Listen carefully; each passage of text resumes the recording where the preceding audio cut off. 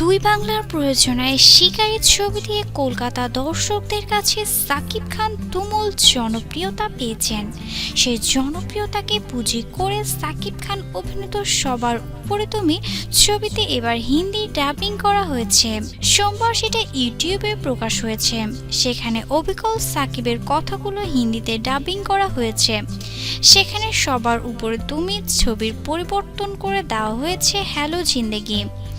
মূলত 2009 সালে নির্মিত সবার উপরে তুমি হিন্দির ডাবলিং যৌথ প্রযোজনা ছবি 2010 সালে কলকাতায় মুক্তি পায় আমার ভাই আমার বোন নামে।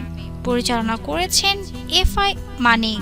ছবিতে সাকিবের বিপরীতে ছিলেন স্বস্তিকা মুখোপাধ্যায়।